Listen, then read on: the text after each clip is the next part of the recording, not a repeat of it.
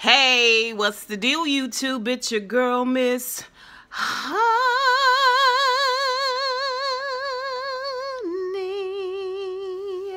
Welcome back to the channel, you guys. It's your girl, Miss Honey, here for a Queen Sugar review. I am so late. I promise y'all.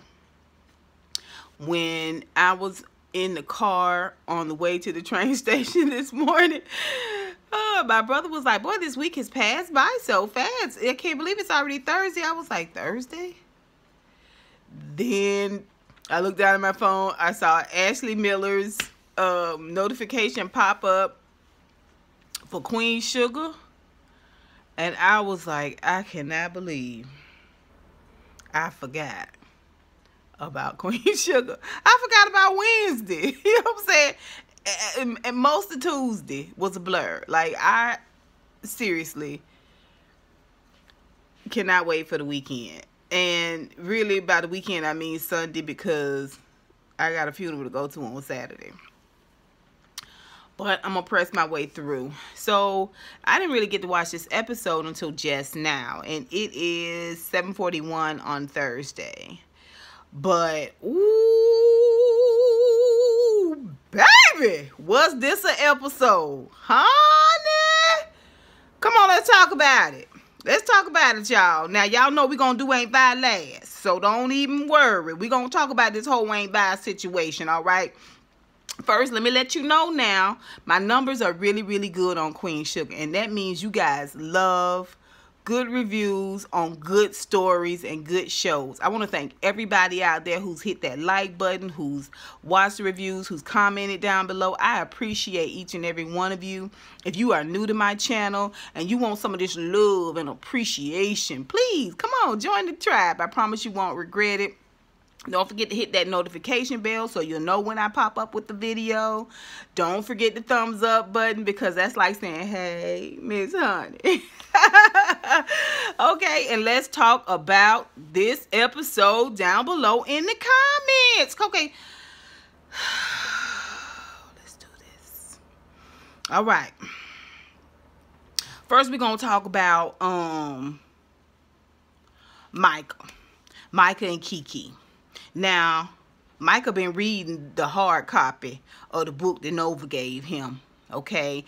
And when he get to school later on that day, that morning, after his mom walks in and catches him reading the book, Charley feels this overwhelming sense of shame. You can just tell she's just like, oh my gosh, it's right here, it's right in my face, I'm gonna have to deal with it, right? And she just tells him, hey, at some point, we're going to have to talk about what's in that book. And he was like, I mean, did you really? I mean, I understand everything that went on with Dad and what he did and whatnot. But did you really pay somebody millions of dollars, this woman, this chick, this side chick, millions of dollars to get rid of her? I was like, Micah, that's more shocking than what your dad did. It's more egregious than what your dad did. You seem to have fully forgiven your father. I'm not really sure. You don't see just a little bit where your mama coming from? Nothing? Nothing? You can't understand just a little bit? In all that ways, in all that understanding. You know what I'm saying? Like, she's the one person that Micah can take all of his angst and his disdain and his naivete, out on, who is required to love him no matter what. And, he really looks at Charley, looks down his nose at Charley. Like, he somehow knows more and has more experience and more wherewithal and moral fiber or whatever than his own mama, Later on, when Michael gets to school, he trying to holler at Kiki. He been texting her, and she don't really want to talk to him. She don't really want to deal him. She giving him a light snub, and she giving him a light snub because he done hauled off and fought this white boy down at the hangout, right? And she want him to know that she don't like that. That is not acceptable. Y'all know Kiki got her own mind. Remember that time he thought that they was going to sleep together? And she was like, excuse me? I am pure as the driven snow, and I shall stay as such, sir. Well, same Kiki. Kiki was like, I can't have all that. You need to find a way to channel all this self-righteous indignation that you have, sir, and make it work for you. What you're doing right now does not work for me. I'm not finna be in and out of no jailhouse. I'm not, you know what I'm saying? I'm not putting up with that. I'm not finna be worried about you. You know, and he assures her that he's working on himself, he's working on things, and that he would never respect her because he wasn't raised that way. I was like, okay, Michael. Okay, it was nice. It was nice. Later on when him and Kiki get to the house after school, there's a letter at the door with his name on it, and he opens the letter. And she going through the refrigerator, he opened the letter, and she was like, what's going on? He was reading it out loud, and it was a horrible, horrible death threat, basically. Threatening him, threatening to fill his mouth with blood, threatening to assault him if he doesn't shut up and stop making waves in St. Joe Parish, you know, with all his all lives matter, free the people, you know, rhetoric.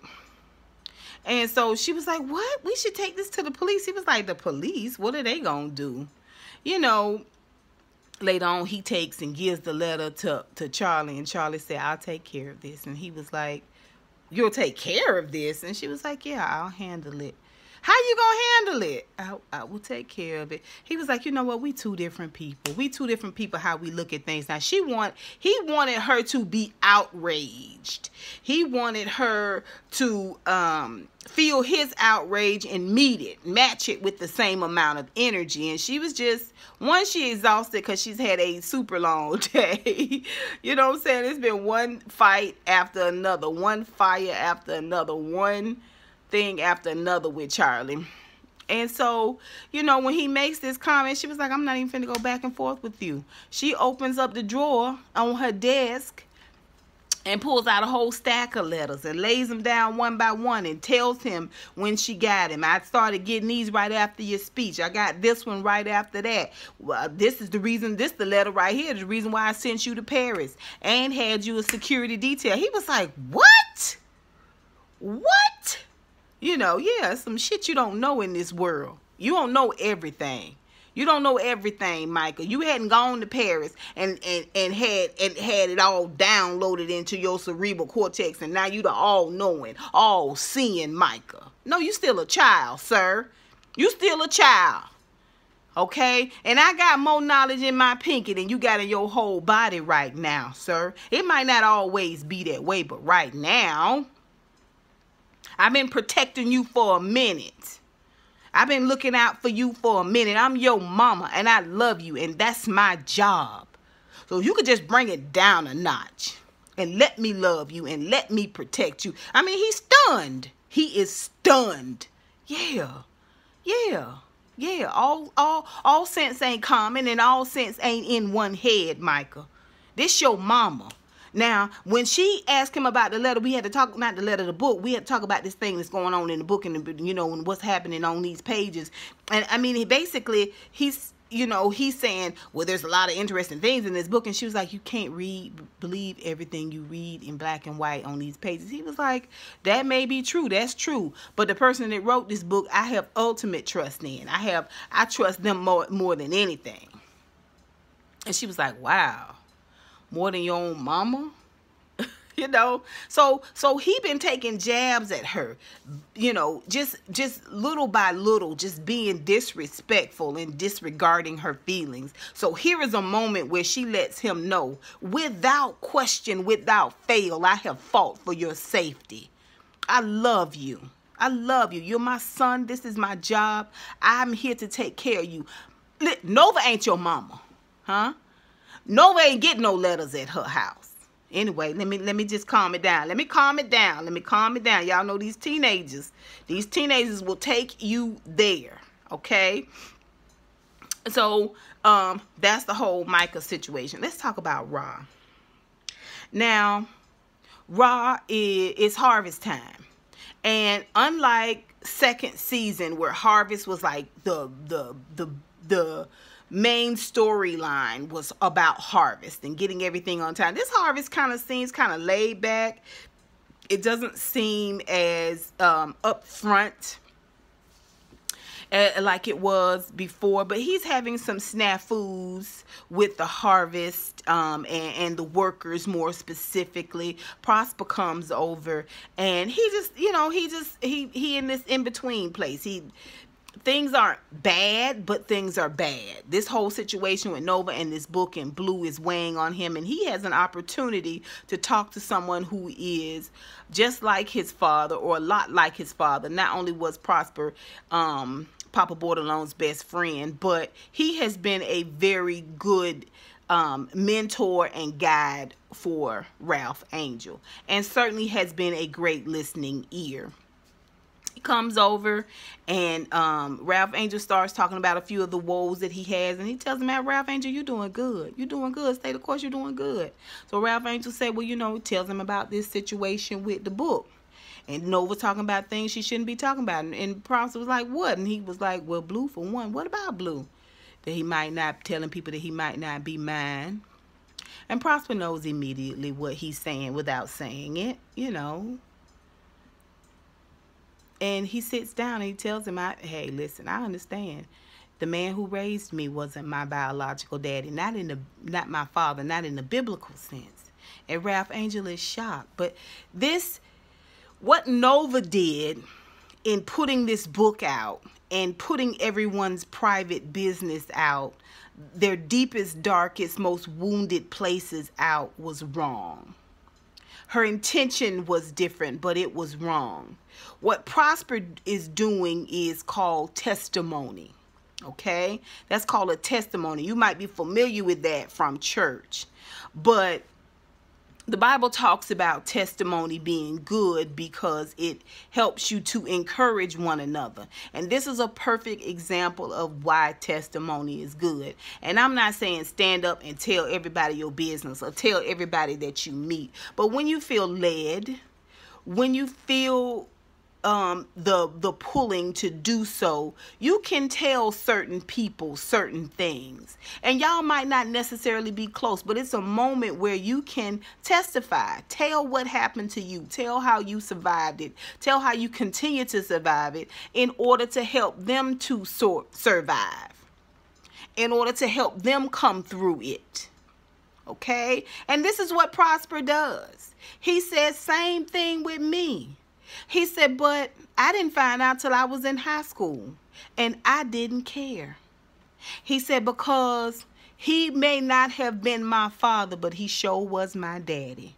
And the way I look at it, I came out on top. I'm the winner, and so is Blue. Ooh, I said, don't you do it. Don't you do it, Prosper. Don't you do it. You know, I will get it here, and I will get emotional on y'all. Oh. It was just everything that Ralph Angel needed to hear. Everything that he needed to hear. Prosper took a moment. He was vulnerable. He was honest. He was clear. And he was uplifting. And that is testimony. That is the reason why we share our story. Not with everybody. Not with every which kind of way. We don't use it as a means to get money or sympathy or attention. You use it as a way to uplift and strengthen somebody else. Testimony has a purpose. Okay. Later on, we see where the workers come over and they panic. Ignacio, the farm foreman, is ill.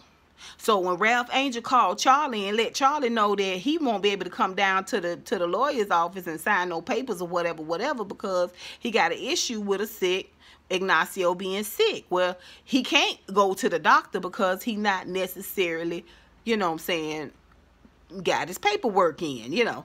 And so Charley sees this as an opportunity for Romero to help, right? So she was like, let me see what I can do. Now, we don't see that whole exchange. We don't see that whole exchange where Romero comes over and helps with Ignacio. We just know that Ignacio got the help that he needed. And then we see Ralph Angel in the diner with the pretty brown pretty brown DA, district attorney. And they having lunch, just a good old clean, fun time, you know, a sweet date. They're having lunch, and she's being thoughtful and considerate. I didn't think you could make it out with it being harvest and everything, and I needed to take a break. I appreciate you getting me off the farm and out to having a little bit of fun, get my mind off of things. Then he gets serious for a moment, and he tells, like, listen, I've done some things I'm not proud of. And I just, you know, I just wanted you to know. And she said, well, I know because I pulled your record. I'm a single woman. I'm a DA, old habits die hard. And I got a daughter. You know what I'm saying? I can't just have you rhyme. You know, he was like, I understand all together. And she said, he was like, okay. And she was like, I read your file. And I have learned over the years that people are not their files. And she just moved on past it. She knows everything she needs to know from reading that file. Trust me. If it's nitty and it's gritty, it's down in there. Now, she don't know about Dollar. And she don't know about Blue. But she know about the record. It was a good moment. They're just a beautiful, beautiful black couple. I mean, it's the beauty. It makes me, you know, it makes me squint a little bit. Like the brightness of their beauty, their black beauty. It you know, it blinds me almost. The way the light bounces off that beautiful dog. Oh. Anywho. So, that's Ralph Angel. So, then we get to talk about Nova. Listen. Nova is getting ready to meet with a individual who is in the medical field. Psychology or psychiatry.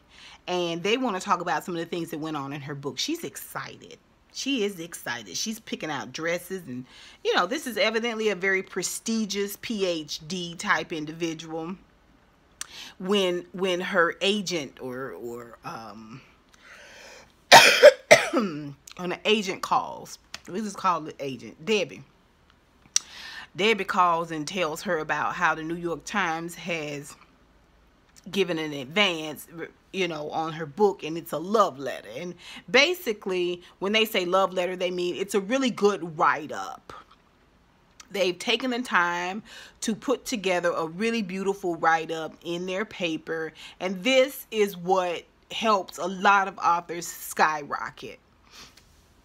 So, everything that they said about her book was beautiful. That it was very well written, which I'm sure none of us doubt. And that it was thoughtfully done, and you know, it was just a really amazing write-up. And everything that they were saying was exactly what Nova hoped her book would be. So she is in this moment where she's just like, this great write-up makes Nova feel vindicated. It makes her feel validated. Do you know what I mean? Like, okay, so they get what I'm saying. They get where I'm coming from. Right? Like, we all get where you coming from. We all understand that you have worked to spend, you know, all of your life to help with the ills of our culture and our community. Okay, we all get that. We all get the overarching theme of what it is you want to say. We just talking about all the ish that you did, Nova, to do it. That's all. That's all. We're not saying that these things don't need to be shared or talked about or figured out or worked out or unpacked. No one's saying that. We're saying the manner in which you did this, Nova, is unfathomable. Okay? So, now, Ain't Vi been calling Nova, and Nova been ignoring the phone call. Okay, you take a call from Debbie, you FaceTime with Debbie, but you ain't taking Aunt Vi's calls. But that's all right. It's okay. It's okay. Let's move forward and talk about Charley. Like I said, Charley see Micah reading the book, and she confronts him about it. She's ashamed, and Micah helps with that shame by, you know, not giving her a break. Keeping his foot on her chest. You know what I'm saying? She take a breath. He pushed down a little harder. You know what I mean? He's being a typical teen. But Charley got bigger fish to fry. First of all, she thinks that she has the same amount of shares as Jacob Boudreaux. Now, they ain't none of them taking her phone call. And y'all know she ain't invited to the board meetings. So she calling Jacob Boudreaux, and immediately the receptionist is like, he in a meeting. Can I have him call you? You want to leave a message? And she like, yeah, I have called him 1,000,000 times already. You ask him why it is that, no, she called the head Landry man in charge. Why it is that Jacob Boudreaux and I have the same amount of shares, but he's invited to the board meetings, but I'm not. I want to know. So, she leaves that message, and later on, after she helped Ralph Angel get Romero over there to help Ignacio, she goes to see Jacob Boudreaux. Now, y'all know Jacob Boudreaux was sweet on her. And if I'm not mistaken, she kissed Jacob. But I digress. So, she lets him have it. You tell me why you and I both got the same shares. And that was a man in the office, and he knew who she was. Now, so when Jacob said, excuse us for a moment, excuse me, Miss Bordelon, have a good day, and he walks on out, right? And who is this man? This is a consultant. Well, how he know me? Well, you're very famous in this parish. And she was like, what the hell going on, Jacob? What the hell going on? What is we doing? And, you know, he lets her know that either his uncle, somebody paired their shares with him up, and you know, basically his shares have now been put in the pool with his uncle, and this makes his shares that much more valuable. Plus, it's in the bylaws that relatives, whether they have shares or not, can come into the board meeting. So she was like, Now, the whole time he talking to her, he is sending her a text. She was like, well, where your mom at? She's in D.C., you know, working out some big Landry things, you know. And she was like, okay. All right. She get the text, and he said, we're going to talk outside. And because the man that he was consulting with is looking through the door. So later on, when they go outside and they get to talking about things, and she was like, what the hell going on? What the hell going on? Why we out here in secrecy? Why you can't tell me what's going on? And he was like, you need to cut this out. This is going to get dangerous. This is very serious. And it's some major things going on. And the Landrys is not going to let you, you know, and just all of this. And, of course, she gives him a little ding, a little insult. And he was like, that's what you really think of me? This is what you think of me? And she was like, I said it, didn't I? You know?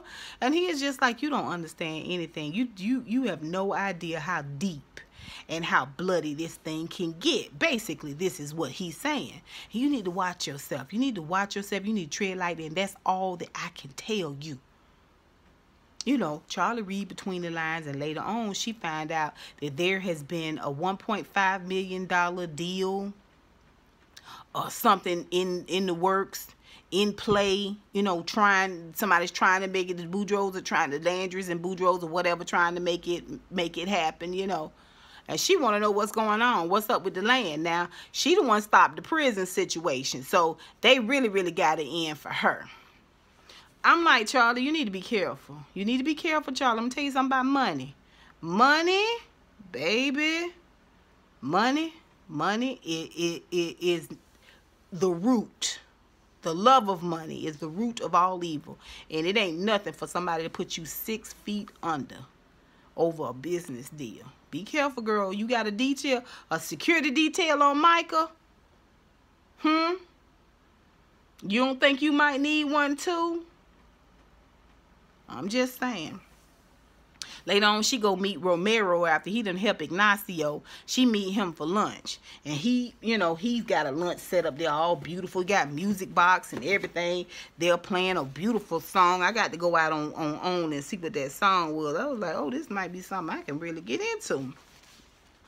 So they get to talking, and you know, he's telling about the horrible things he's seen after she thanked him for going and helping Ignacio and all the horrible things he's seen. And she was like what? And he was like, well, there was these 2 workers that died because they was forced to work in the middle of the storm. Well, you know, it was Charley that insisted that the migrant workers go back to work and get that field picked, because they was waiting, they was depending on that sugar cane to get to the doggone mill in order to make it happen, to break even, to come out ahead, a little bit ahead, right?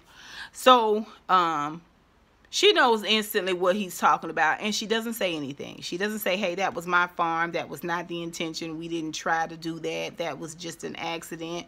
She doesn't explain herself in any way, and I think that was a mistake, because throughout this episode we have seen a level of honesty, immediate honesty, with the Borderlones and the people that relate to them.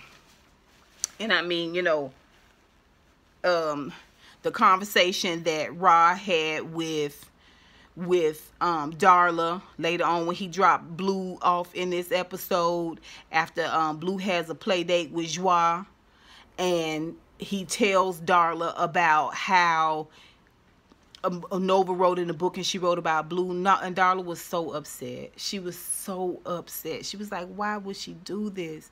Why would she do this to Blue? That's the same question we all asking. But I love how Darla said, are you okay? Are you all right? And I'm sorry. I'm sorry. And Ralph Angel said, I don't blame you. I don't blame you. I mean, this is what it is, you know. So I love how he just came clean with that. I love how he came clean with Prosper. This was an opportunity for Charley to speak to Romero and give him something for all of the love that he's giving her. And this was an issue between she and Remy. She was loving, but she was still holding something back, and we're seeing it here again in this episode. It was a missed opportunity for Charley, but then she does what she always does. She uses money, and she uses affluence and the things that she has to sort of make up for the things that she's done wrong, or to fix, because he's telling her about how it's difficult when people are sick or hurting, they have nowhere to go, because they are not legal, so they can't just walk into a hospital or walk into an urgent care clinic. But if they had a place that was discreet, that was quiet, that was off the grid, where they could do like a pop-up shop, it would be, you know, and volunteers, it would help out tremendously. Well, she volunteers the back of the mill. There's some barracks. He could do the pop-up shop there. Long as he bring his own supplies and get the volunteers, he welcome to use it. Of course he's grateful. Of course he's thankful. Of course it's an amazing gesture. This is what Charley does. But you still haven't told him. You still haven't told him. You need to be honest. You need to be honest. You don't have to be detailed. Like he said, he don't want to know what's in the book, but you need to talk to him about his people. You need to be honest about that before that comes out. And I'm assuming she read the book from stem to stern, so maybe the story is not in there about the migrant workers, but eventually the truth comes out. So, but that's Charley. Okay, and we talked about Micah and Charley and the letters. So let's now talk about Vi. And then we're going to get off this speaker box. Now, the show opens with Vi. Vi getting herself together. Okay, because she done read that little piece of that book, and she is just, she's getting herself together. Hollywood at the door, outside the bedroom door, he checking on her. You know, he worried about Vi. He worried about Vi because he know Vi is sick. not sick, but he knows that stress exacerbates her lupus. So, you know, she's just like, goes and opens the door, and she's just like, she's been up all night reading that book. She said she done called Nova 3 times, and Nova has not answered. And you know, Hollywood just standing there listening. She said, I told her, I said, you best to call me back for COB. That's close the business today. For the sun go down on this day, or I'm coming to the 9th Ward to look for you. And she said, Hollywood, if I got to go to the 9th Ward to look at Nova and talk to Nova about this book, it's going to be something. Of course, you know, he like, calm down, Vi. Later on, we see where they go into the diner. You know, Vi's Prize Pies and Diner. Okay, and you know, she's telling her manager there, her lead waitress, you know, things they need, and Hollywood go on to the back, and she wiping the counter down, and in walks Gimme Dale. Now, last we saw Gimme Dale, he was at the counter at a bed and breakfast just outside of town, asking about Vi's restaurant. And so he walks in with that hat on, that stupid yellow shirt, and says, hey, Vi, how you doing? No, when he walks in, she just keeps wiping, and she said, have a seat, baby, I'll be with you in a minute. He said, hey, Vi, how you doing? You still look good. And she know that voice, it sent a cold chill. It chills her blood. And she looks up and sees him, and he's smiling, and she passes out. Well, he catches her. It was a beautiful pass out. She was like, oh, you know, and he catches her. And when Vi come to, Hollywood got some juice for her, and he trying to get her to come to. And so Gimme Dale is still standing there, but as Vi starts to come to a bit with Hollywood, you know, trying to revive her, he said, I'm going to go get, Gimme Dale said, I'm going to go get me some extra towels. I'll be back. He slips on out the door. So when she come to, she, she looks around. He was like, Vi, drink this juice. What happened? You had a spell. You been out for a minute. And she was like, I need to go home. So he takes her on to the house. So when they get to the house, she tells him Gimme Dale was there. That guy in the yellow shirt was Gimme Dale. He said, what? He walks in the restaurant and you faint, and he fakes like he saved you. Okay, you know, Hollywood is mad. I'm talking about he hot as fish grease. He said, hell no, this ain't gonna work. I'm gonna have a talk with him. Vi don't want no trouble. She don't want no trouble. It don't matter. So he called over there to Rebecca, I think that's her name, at the diner, and say, the man that was there with the yellow shirt on and the white beard, he come back in there, you let me know. Well, the woman must have called, because next thing we see Hollywood go down there to the restaurant, Aunt Vi's Prize Pies and Dinah, and there sits Gimme Dale. He having himself a lovely meal. And Hollywood sit down and say, I know who you are. I know what's going on. I don't want you here. I don't want you on the property. I don't want you messing with Vi. And Gimme Dale is, he did it the whole first episode that he was on. This second episode, we see how charming and schmoozy he can be as he's making his way down to St. Joe. Okay, and he continues with it. You know, hey there, young fella, and I ain't your friend. I ain't your friend.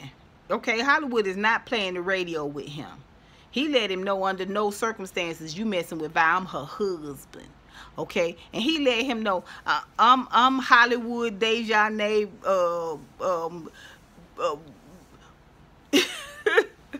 Gumbo Etouffee. You know what I'm saying? He give him the whole name from the beginning to the end. And you don't want none of this. Trust me. I ain't your friend. I ain't no boy. I ain't no pushover. He letting him know. All of this here. Okay? Me. It's all me. And we don't want your kind here. And he is still just just calm down, little fella. Ain't no reason we can't be friends. And you know, just really, really trying to, one, he's trying to feel Hollywood out, and two, he's trying to act like he unbothered. Yeah, you unbothered until Hollywood bring up Ernest Bordelon. Yeah, remember Ernest Bordelon? When I tell you, Jimmy Dale face, it got so tight and molded, and you could tell it was no hiding the fact that he threw up in his mouth a little bit, like the bile rolled up from his belly when he said Ernest Bordelon. It was something about that name that put not just fear but a venom. There is some bitterness there, some regret. Okay, where it comes to Ernest Bordelon. Well, so, you know, it's like he catches himself in these moments where he's flashing back, or he's allowing the mask to fall. This sunshine, the early bird catches the worm, and howdy there, ma'am, howdy. You know, when in those moments when he lets that mask fall, it's just a glimpse, but it's chilling. So when he catches that he has let that man, he said, oh, okay, well, there's no problem. I thought just, and I just want to let you know that the Bordelons was my family first. Okay, and there's no reason. Hollywood sees him out, sees him to the car, sees him down the highway, and sees him to the parish line, to St. Joe Parish line. Okay, watched him cross it and head on down the freeway. He tell Vi this when they get back. Vi's happy about it. She's like, fine, you didn't get into a fight. Long as that don't, you're not hurt and he's gone, let's just move along. Later on, we see where Vi is having some residual effects from Jimmy Dale showing up. She's going through a box of pictures when she was young and tight and taut and beautiful, and she can't really even bring herself to go through the picture or really go through the box. Even in the box, there is a bracelet that they give you. It's not a bracelet. It's a wristlet that they give you in the hospital when you go in with your name and your information and all that stuff on it. And she looks at it and she says to herself, you're not hurt anymore. You're not a victim anymore. It's kind of like affirming to herself. But you can tell she's afraid.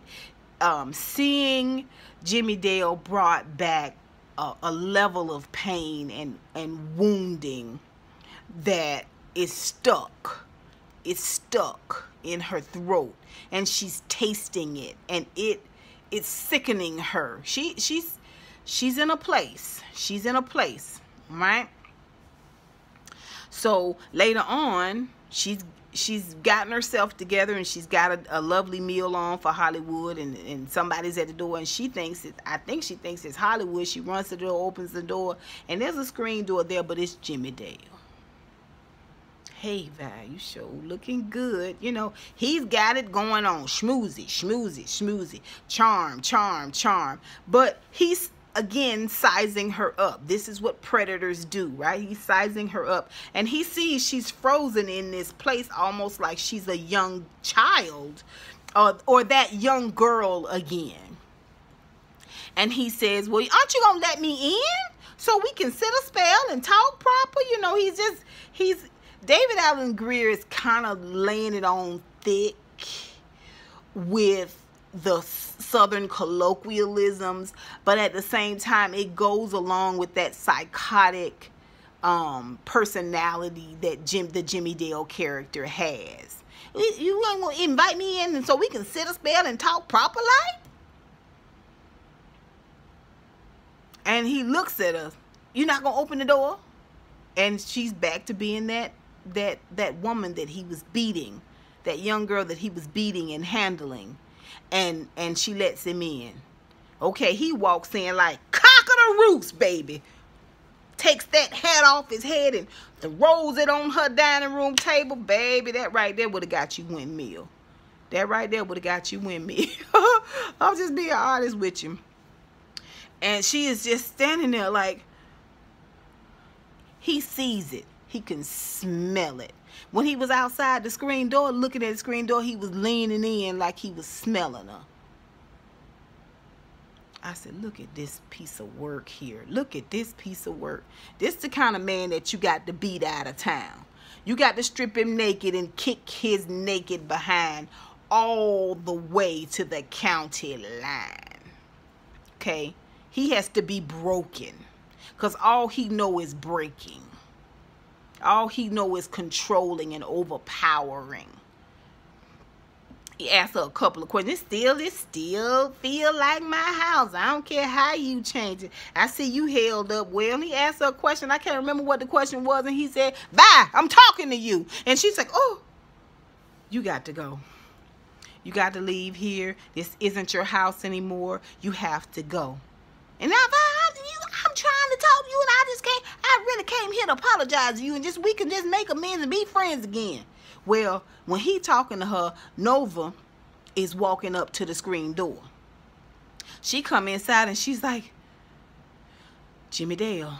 And he said, Nova, it's good to see you again. So Aunt Vi catches it. Aunt Vi say again, what does he mean, Nova? And Nova was like, I didn't, and he said, oh, it ain't no harm. It don't mean no harm. I mean, you surely is looking good. I mean, you got you a little bit of pooch. And he went to touch her belly, and Vi jumped, and Nova ushered him on out. Get out of here, go out. And she gets him on out the door, and he was like, I don't understand why y'all acting like this. I come back here to apologize. I come back here to make amends and just see how you doing, how you held up, and this how you. But by this time, Hollywood coming across the yard. Oh, hell no. You ain't at our house, at the door of our house. What? And listen, this what Jimmy Dale say. Jimmy Dale say, I came back to say I'm sorry. And I'm not sorry. Boy, when I tell you, Hollywood pushed him down. Whoop. He goes down. You don't know who you messing with. Boom. Hollywood pushed him down. Got on top of him. Wham. Wham. Wham. Wham. Aunt Vi's like, Hollywood, no, you'll kill him, Hollywood. No. And he stops himself. Like, you ain't even worth it. The eye swole, blood everywhere. He get up. He disheveled as AF. And I came back to apologize you to say that I'm not sorry. And just all the vile things you say to try to belittle and diminish somebody. When he first walked in Vi's house, he had nothing but bad things to say about. I knew when it said his name, ain't no respectable man gonna let himself be called that. So you giving and little sugar, poison. Little sugar, little poison. Little sugar, little poison. Huh? Well, when Hollywood got through with you, okay? When Hollywood got through with you, Hollywood sent him packing. Now, he got to talking to Vi and telling her all this stuff, but you still a sweet piece of ass. I shouldn't have never wifed you. You wasn't much of a wife, but you was a sweet piece of ass. And I thought Hollywood was gonna break his neck. Okay, and they holding him back. Nova and Vi holding him back. Holding him back. Jimmy Dale, he came straight to that house, but when I tell you he left crooked. He might have came straight to St. Joe, but when I tell you he left crooked, Hollywood disheveled the freak out of Jimmy Dale. The whole side of that yellow shirt was dirty and muddy, baby. He walked out of there just as crooked and disheveled. Get your mind right. Get all them Tweety birds from around the top of your head, sir. So they go back in the house and ain't Vi bandaging up Hollywood hand, taking care of her baby. Huh? taking care of our baby. And Nova standing there like a 14-year-old trying to explain, when I went to see Jimmy Dale, I wanted to explore redemption. And I just asked him when I realized he was the same creep he always was. I realized, you know, and it was just for the authenticity of the book and woo, woo, woo, woo, woo. You know, what I wanted. This is not some experiment, Nova.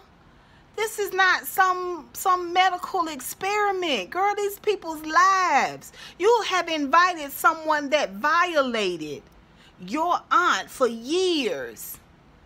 Till your daddy threatened to kill him. He wouldn't leave. You go to sit with this man? Now, what Aunt Vi told you about Jimmy Dale wasn't true, wasn't good enough. You got to go hear from Jimmy Dale. And hand deliver this man, basically, to your aunt's doorstep. To terrify her once again. Aunt Vi was so calm. Baby. Aunt Vi was so calm. She said your daddy would be ashamed of you. She said, and your mother would too. And now I'm finna tell you what your mother would say. She tell Nova to get out of her home. She said, don't call me tomorrow or next week. I don't know when. It may be 10 years from now. Boy, that bucket of tears, bloop, fell. Here come Nova. Here come. I'm talking about just as calm. She barely turned around. Okay? She kept that tone right there. Right there. Cut. A slow cut. She drugged that verbal blade, baby, when I tell you, from Nova's throat to her coccyx bone. She drug it. She said, do not darken my doorstep. I don't want to look upon your face. I don't want to see you, Aunt Vi, ever again. Ooh, ooh, ooh, ooh, ooh. Child, listen. Jimmy Dale showed up. Nova showed up. Then Hollywood showed up. And then Aunt Vi showed up. I'm talking about Aunt Vi. Cut her deep. Cut her deep. You're not welcome here. You have done some things Nova brought along. But this, to bring back this man into my life, she said, I will not give you another opportunity to rob me of my peace. Ooh, ooh, ooh, ooh, baby. When she left there just like Jimmy Dale did, baby. Crooked, shaken, not stirred, darling. Okay? Broken, shattered into 1,000 pieces. I hope the spotlight is worth it, Nova. All right, honeybees, that is all I have for you. This episode was called Where My Body Stops or Begins. It was season 4, episode 3. I hope you guys enjoyed this review. I know it's a little long. I'm not going to edit it because I'm already late getting this up. But I appreciate your time and your energy. You guys let me know how you felt about this episode. Put it down below. And until next time, honeybees, mwah, mwah, mwah.